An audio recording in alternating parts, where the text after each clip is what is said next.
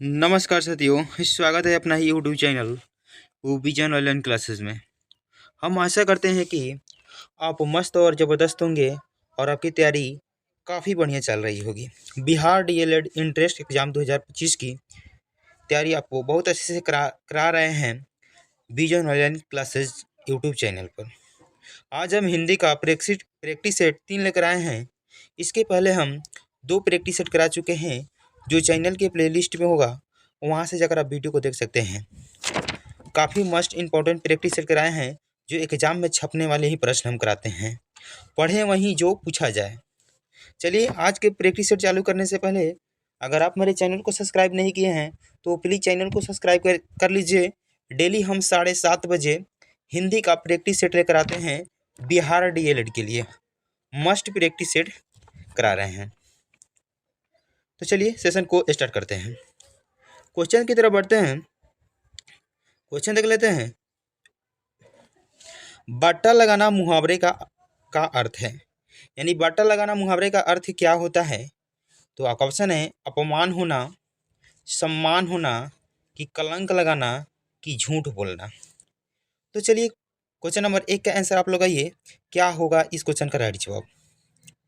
अगर आपको वीडियो अच्छा लगता है तो वीडियो को लाइक शेयर कमेंट कर दीजिएगा और चैनल को सब्सक्राइब करना ना भूलिएगा। डेली हम 7:30 बजे रात को हिंदी का प्रैक्टिस सेट लेकर आते हैं, जो काफ़ी ज़बरदस्त प्रैक्टिस सेट रहता है मेरा। तो चलिए क्वेश्चन नंबर 1 का आंसर लगाइए आप लोग।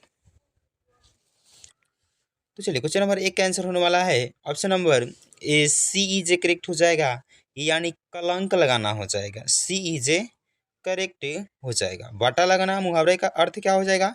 तो कलंक लगाना। सी ई जे करेक्ट हो जाएगा। आगे बढ़ते हैं क्वेश्चन नंबर 2 की तरफ। क्वेश्चन नंबर 2 पूछ रहा है, ढाक के 3 पात मुहावरे के सही अर्थ का चयन कीजिए। यानी ढाक के 3 पात का अर्थ क्या होता है? तो क्वेश्चन है किसी प्रकार का कार्य ना करना, परिवर्तन ना होना, सुखद कार्य करना, कि सुखद परिवर्तन होना। चलिए क्वेश्चन नंबर 2 कैंसिल लगाइए फटाफट। क्या होने वाला इस क्वेश्चन का रेडी जवाब? मस्ट वीवीआई क्वेश्चन है। तो चलिए क्वेश्चन नंबर 2 का आंसर होने वाला है option number B is a correct हो जाएगा, यानी परिवर्तन ना होना। यानी ढाक के 3 पात परिवर्तन ना होना, वी इज ए करेक्ट हो जाएगा इस क्वेश्चन का राइट जवाब। आगे बढ़ते हैं क्वेश्चन नंबर 3 की तरफ। क्वेश्चन नंबर 3 है, दिए गए वाक्य का वह भाग ज्ञात करे जिसमें कोई त्रुटि है। यानी जो शब्द दिए गए हैं, वाक्य दिए गए हैं, उसमें कौन त्रुटि है उसको आपको बताना है। आपका शब्द है साहित्य की नींव नींव का आधार जीवन है, इसी नींव का साहित्य की दीवार खड़ी होती है। तो इसमें वाक्य में कौन त्रुटि है उसको आपको बताना है। तो आपका ऑप्शन है साहित्य की दीवार खड़ी होती है, कि इसी नींव का की आधार जीवन है, कि साहित्य की नींव का। तो चलिए जो त्रुटि है उसको आपको सही बताना है। तो चलिए क्वेश्चन नंबर 3 का आंसर लगाइए। चलिए क्वेश्चन नंबर 3 का आंसर होने वाला है option number B is a correct हो जाएगा, यानी इसी नींव का। इसका राइट जवाब क्या हो जाएगा? इसी नींव पर हो जाएगा। इसी नींव पर इस अगर आता तो सही हो जाता है, जो ये गलत है। इसी नींव का नहीं, इसी नींव पर हो जाएगा। वी इज ए करेक्ट हो जाएगा इस क्वेश्चन का राइट जवाब। इसी में त्रुटि है, बाकी सब सही है। चलिए आगे बढ़ते हैं क्वेश्चन नंबर 4 की तरफ। क्वेश्चन नंबर 4 है, जिसका जन्म श्रेष्ठ कुल में हुआ हो उसके लिए एक शब्द क्या होगा? तो जिसका जन्म श्रेष्ठ कुल में हुआ हो उसे एक शब्द में क्या कहते हैं? तो ऑप्शन है श्रेष्ठ, कुलीन, मलिन, की समांत। तो चलिए क्वेश्चन नंबर 4 कैंसिल लगाइए फटाफट। तो चलिए क्वेश्चन नंबर 4 का आंसर होने वाला है option number B is a correct हो जाएगा, यानी कुलीन कहा जाता है। जिसका जन्म श्रेष्ठ कुल में हुआ हो उसे कुलीन एक शब्द में कहा जाता है, कुलीन। वी इज ए करेक्ट हो जाएगा। आगे बढ़ते हैं क्वेश्चन नंबर 5 की तरफ। क्वेश्चन नंबर 5 है, रज्जु शब्द का पर्यायवाची है। तो रज्जु शब्द का पर्यायवाची क्या होता है? ऑप्शन है मेढक, मछली, घोड़ा की रस्सी। तो चलिए क्वेश्चन नंबर 5 का आंसर होने वाला है option number D is correct हो जाएगा, यानी रस्सी हो जाएगा। रज्जु शब्द का पर्यायवाची शब्द क्या हो जाएगा? तो रस्सी हो जाएगा। डी इज करेक्ट हो जाएगा। आगे बढ़ते हैं क्वेश्चन नंबर 6 की तरफ। क्वेश्चन नंबर 6 है देवासुर में समास है। तो देवासुर में कौन सा समास है? आपका ऑप्शन है बहुब्रीहि समास, तत्पुरुष समास, द्वंद्व समास कि कर्मधारय समास। तो चलिए क्वेश्चन नंबर 6 का आंसर आप लोग ये फटाफट क्या होने वाला है इस क्वेश्चन का रेडी जवाब। और अपना स्कोर बताइएगा, 25 में से आपका स्कोर कितना आ रहा है और आपकी तैयारी कैसी चल रही है ये भी कमेंट करके बताइएगा। तो चलिए क्वेश्चन नंबर 6 का आंसर होने वाला है option number C is correct हो जाएगा, यानी द्वंद्व समास हो जाएगा। क्या हो जाएगा? द्वंद्व समास का उदाहरण क्या हो जाएगा? जिसमें और लगा हो, यानी देवा और इसका विग्रह करेंगे तो देवा और सूर हो जाएगा। जिसमें और लगा हो उसमें उसमें कौन सा समास होता है? तो द्वंद्व समास होता है, यानी जैसे कि भाई और बहन, भाई और बहन। तो चलिए इस क्वेश्चन का राइट जवाब सी हो जाएगा, ऑप्शन नंबर सी द्वंद्व समास। देवासुर में कौन सा समास है? तो द्वंद्व समास। आगे बढ़ते हैं क्वेश्चन नंबर 7 की तरफ। क्वेश्चन नंबर 7 देख लेते हैं। चंदू के चाचा ने चांदी के चम्मच से चटनी चटाई, वाक में प्रयुक्त अलंकार है। तो चंदू के चाचा ने चांदी के चम्मच से चटनी चटाई, कौन सा अलंकार है? तो ऑप्शन है यमक अलंकार, कि अनुप्रास अलंकार, कि श्लेष अलंकार, कि उत्प्रेक्षा अलंकार। तो चलिए क्वेश्चन नंबर 7 कैंसिल का आप लोग फटाफट क्या होने वाले इस क्वेश्चन का रेडी जवाब, मस्ट वीवीआई क्वेश्चन। तो चलिए क्वेश्चन नंबर 7 का आंसर होने वाला है option number B is a correct हो जाएगा, यानी अनुप्रास अलंकार हो जाएगा। वी इज ए करेक्ट हो जाएगा, अनुप्रास अलंकार हो जाएगा। आगे बढ़ते हैं क्वेश्चन नंबर 8 की तरफ। क्वेश्चन नंबर 8 पूछ रहा है प्रधानमंत्री ने कहा कि केवल आर्थिक उन्नति मात्र से किसी राष्ट्र का संपूर्ण विकास नहीं हो सकता, इस वाक्य में दोष है। यानी इसमें कौन ऐसा वाक्य है जिसमें गलत है? तो क्वेश्चन है मात्रा विषयक दोष, कि लिंग संबंधी दोष, कि पक्ष दोष, कि पुनरुक्ति दोष। चलिए क्वेश्चन नंबर 8 का आंसर लगाइए फटाफट क्या होने वाला क्वेश्चन राइट जवाब, मस्ट भी वे क्वेश्चन। अगर आप भी चाहते हैं बिहार डीएलएड में एक सीट पक्का करना और आपका स्कोर हिंदी में 25 में 25 है, तो इस चैनल से जुड़ना ना भूलिएगा और चैनल को जरूर सब्सक्राइब कर लीजिएगा। तो चलिए क्वेश्चन नंबर 8 का आंसर होने वाला है option number D is a correct हो जाएगा, यानी पुनरुक्ति दोष हो जाएगा। डी इज ए करेक्ट हो जाएगा। आगे बढ़ते हैं क्वेश्चन नंबर 9 की तरफ। क्वेश्चन नंबर 9 है पियासा का तत्सम रूप है। तो पियासा का तत्सम रूप क्या होता है? ऑप्शन है प्यासा, पिपासा, कि पयासा, कि पियास। चलिए क्वेश्चन नंबर 9 का आंसर है पियासा का तत्सम रूप क्या होगा? तो चलिए क्वेश्चन नंबर 9 का आंसर होने वाला है option number A is correct हो जाएगा, यानी प्यासा हो जाएगा। ए इज करेक्ट हो जाएगा। पियासा का तत्सम रूप क्या हो जाएगा? तो प्यासा हो जाएगा। ए इज करेक्ट हो जाएगा। आगे बढ़ते हैं क्वेश्चन नंबर 10 देख लेते हैं। क्वेश्चन नंबर 10 पूछ रहा है सेना का पर्यायवाची शब्द है। तो सेना का पर्यायवाची शब्द क्या होता है? तो ऑप्शन है सैनिक, अरि, अनिक, कि अतनु। तो चलिए क्वेश्चन नंबर 10 कैंसिल करिए फटाफट क्या होने वाला है राइट जवाब। तो चलिए सेना का पर्यायवाची शब्द होने वाला है option number C is a correct हो जाएगा, यानी अनिक हो जाएगा। सेना का पर्यायवाची शब्द क्या हो जाएगा? अनिक। सी इज ए करेक्ट हो जाएगा। आगे बढ़ते हैं क्वेश्चन नंबर 11 की तरफ। क्वेश्चन नंबर 11 पूछ रहा है पूर्वाहन का सही अर्थ क्या होता है? यानी पूर्वाहन का सही अर्थ क्या होता है? तो ऑप्शन है दोपहर का समय, कि दोपहर के बाद का समय, कि प्राप्त काल का समय, कि दोपहर के पहले का समय। तो चलिए क्वेश्चन नंबर 11 का आंसर लगाइए आप लोग फटाफट, क्या होने वाला है इस क्वेश्चन रिगार्डिंग जवाब। तो चलिए क्वेश्चन नंबर 11 का आंसर होने वाला है option number D is correct हो जाएगा, यानी दोपहर के पहले का समय हो जाएगा। डी इज करेक्ट हो जाएगा। आगे बढ़ते हैं क्वेश्चन नंबर 12 की तरफ। क्वेश्चन नंबर 12 पूछ रहा है अनुमोदन सूचक अव्यय का उदाहरण है। तो अनुमोदन सूचक अव्यय का उदाहरण कौन सा है? तो ऑप्शन है अभिमुख, ठीक है, कि जी नहीं, कि अरे। तो चलिए क्वेश्चन नंबर 12 कैंसिल लगाइए। अगर आपको वीडियो अच्छा लग रहा है तो वीडियो को ज़्यादा से ज़्यादा लोगों तक शेयर कर दीजिए और चैनल को सब्सक्राइब करना ना भूलिएगा। डेली हम 7:30 बजे रात को एक प्रैक्टिस सेट लगाते हैं हिंदी का बिहार डीएलएड के लिए। तो चलिए क्वेश्चन नंबर 12 का आंसर होने वाला है option number B is a correct हो जाएगा, नहीं ठीक है। अनुमोदन सूचक अव्यय का उदाहरण कौन है? तो ठीक है, वी इज ए करेक्ट हो जाएगा। आगे बढ़ते हैं क्वेश्चन नंबर 13 है बाल का खाल निकालना मुहावरे का सही अर्थ है। तो बाल का खाल निकालना मुहावरे का सही अर्थ क्या होगा?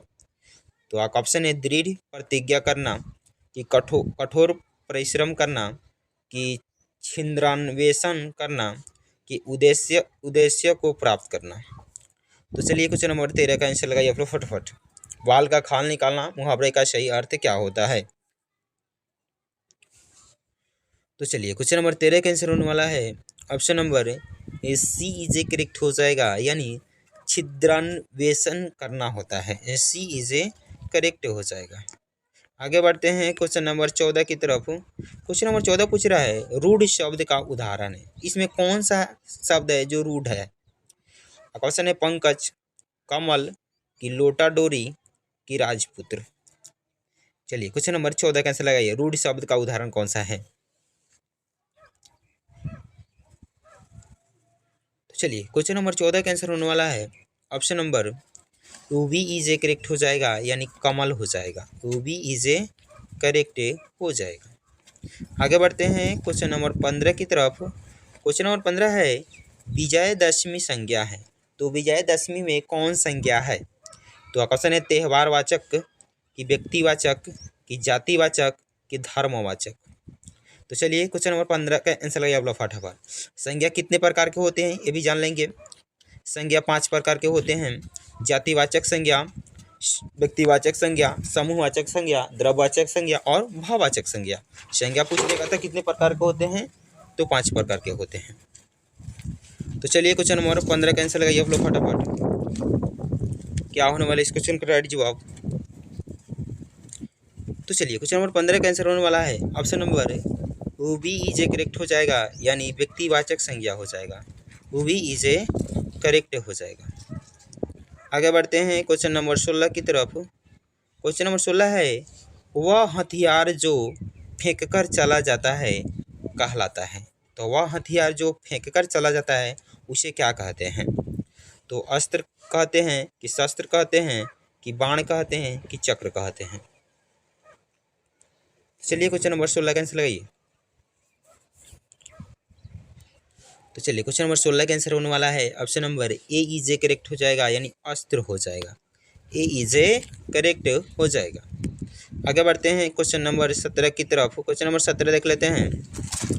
क से म तक के वर्णों को कहा जाता है। तो क से म तक के वर्णों को क्या कहा जाता है? ऑप्शन है स्पर्श, उष्म, कि अंतःस्थ, कि अयोगवाह कहा जाता है। चलिए क्वेश्चन नंबर 17 का आंसर लगाइए। तो चलिए क्वेश्चन नंबर 17 का आंसर होने वाला है option number A is a correct हो जाएगा, यानी स्पर्श वर्ण कहा जाता है। तो क से म तक के वर्णों को क्या कहा जाता है? तो स्पर्श वर्ण कहा जाता है। ए इज ए करेक्ट हो जाएगा। आगे बढ़ते हैं क्वेश्चन नंबर 18 देख लेते हैं। क्वेश्चन नंबर 18 पूछ रहा है करी चिक्काकार घोर अति धावा बदनु पसारी गगन सिद्ध सुर त्रासी हाँ हाँ हेती पुकारी। उपयुक्त पंक्ति में कौन सा रस है? तो ऑप्शन है विभत्स रस, कि अद्भुत रस, कि भयानक रस, कि करुण रस। चलिए क्वेश्चन नंबर 18 का आंसर लगाइए। अगर वीडियो अच्छा लग रहा है तो वीडियो को प्लीज़ ज़्यादा से ज़्यादा लोगों तक शेयर कर दीजिएगा और चैनल को सब्सक्राइब करना ना भूलिएगा। डेली ऐसे ही प्रैक्टिस सेट हम 7:30 बजे रात को लेकर आते हैं। तो चलिए क्वेश्चन नंबर 18 का आंसर होने वाला है option number C is a correct हो जाएगा, यानी भयानक हो जाएगा। सी इज ए करेक्ट हो जाएगा। आगे बढ़ते हैं क्वेश्चन नंबर 19 की तरफ। क्वेश्चन नंबर 19 है, राम राजा न के राज आए यहाँ, धाम तेरे महाभाग जागे आबय, उपयुक्त छंद किस प्रकार का है? तो राम राजा न के राजा आए यहाँ, धाम तेरे महाभाग जागे आबय, उपयुक्त छंद किस प्रकार का है? तो आपका ऑप्शन है मालिनी, धाना धानाछरी की चौपाई की सवैया। तो चलिए क्वेश्चन नंबर 19 का आंसर लगाइए। तो चलिए क्वेश्चन नंबर 19 का आंसर होने वाला है option number D is a correct हो जाएगा, यानी सवैया हो जाएगा। डी इज ए करेक्ट हो जाएगा। आगे बढ़ते हैं क्वेश्चन नंबर 20 की तरफ। क्वेश्चन नंबर 20 है, श्री गुरु चरण सरोज रज निज मन, मुकुर सुधार वर्णो रघुबर विमल जसु, जो दाया फल चार, उपयुक्त छंद किस प्रकार का है? मस्ट वीवीआई क्वेश्चन है छंद से। श्री गुरु चरण सरोज रज निज मन, मुकुर सुधार वर्णो रघुबर विमल जसु, जो दाया फल चार, किस प्रकार का छंद है इसमें? ऑप्शन है सुराठा, कवित, रोला की दोहा। तो चलिए क्वेश्चन नंबर 20 का आंसर लगाइए। तो चलिए क्वेश्चन नंबर 20 का आंसर होने वाला है option number D is a correct हो जाएगा, यानी दोहा है। श्री गुरु चरण सरोज में कौन सा छंद है? दोहा। डी इज ए करेक्ट हो जाएगा। आगे बढ़ते हैं क्वेश्चन नंबर 21 की तरफ। क्वेश्चन नंबर 21 है, रहीमन पानी राखिए बिन पानी सब सुन, अब पानी गए न उबरय, मोती मानस चून, विपरीत पंक्ति में कौन सा अलंकार है? तो क्वेश्चन है श्लेष, उत्प्रेक्षा, अनुप्रास की रूपक। तो चलिए क्वेश्चन नंबर 21 का आंसर लाइए फटाफट। चलिए क्वेश्चन नंबर 21 का आंसर होने वाला है option number A is a correct हो जाएगा, यानी श्लेष अलंकार हो जाएगा। ए इज ए करेक्ट हो जाएगा। आगे बढ़ते हैं क्वेश्चन नंबर 22 की तरफ। क्वेश्चन नंबर 22 पूछ रहा है, 1 से 26 वर्ण वाले छंद को क्या कहते हैं? जो 1 से 26 वर्ण वाले छंद को क्या कहा जाता है? तो ऑप्शन है दंडक छंद, कि साधारण छंद, कि मात्रिक छंद, कि इनमें से कोई नहीं। 22 कैंसिल आइए आप लोग। 1 से 26 वर्ण वाले छंद को क्या कहा जाता है? तो चलिए क्वेश्चन नंबर 22 का आंसर होने वाला है option number B is a correct हो जाएगा, यानी साधारण छंद कहा जाता है। वी इज ए करेक्ट हो जाएगा। आगे बढ़ते हैं क्वेश्चन नंबर 23 है, कौन से छंद में गौणों का विचार नहीं किया जाता है? तो कौन से छंद में गौणों का विचार नहीं किया जाता है? 23 का आंसर लाइए आप लोग फटाफट। तो चलिए क्वेश्चन नंबर 23 का आंसर होने वाला है option number B is a correct हो जाएगा, यानी मात्रिक छंद हो जाएगा। बी इज ए करेक्ट हो जाएगा। B is a correct.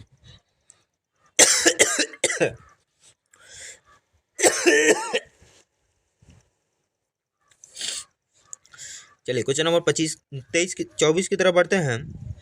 Question number 24 है, सपूत किसे कहा गया है? तो सपूत किसे कहा गया है? हिंदू धर्म के लोगों को, कि इस्लाम धर्म के लोगों को, सिख धर्म के लोगों को, कि सभी धर्म के लोगों को? तो सपूत किसे कहा गया है? क्वेश्चन नंबर 24 कैंसिल आइए फटाफट। सपूत किसे कहा गया है? तो चलिए क्वेश्चन नंबर 24 का आंसर होने वाला है option number D is a correct हो जाएगा, यानी सभी धर्म को लोगों को सपूत कहा गया है। डी इज ए करेक्ट हो जाएगा। आगे बढ़ते हैं क्वेश्चन नंबर 25 देख लेते हैं। क्वेश्चन नंबर 25 है, कपूर शब्द है, तो कपूर कौन सा शब्द है? तत्सम है, तद्भव है, कि देशज है, कि विदेशज है? चलिए क्वेश्चन नंबर 25 कैंसिल आइए फटाफट। ये लास्ट क्वेश्चन है आज का प्रैक्टिस सेट का। तो चलिए क्वेश्चन नंबर 25 का आंसर होने वाला है ऑप्शन नंबर वो भी इजे करेक्ट हो जाएगा, यानी तद्भव शब्द है। कपूर कौन सा शब्द है? तो तद्भव शब्द है, वी इजे करेक्ट हो जाएगा।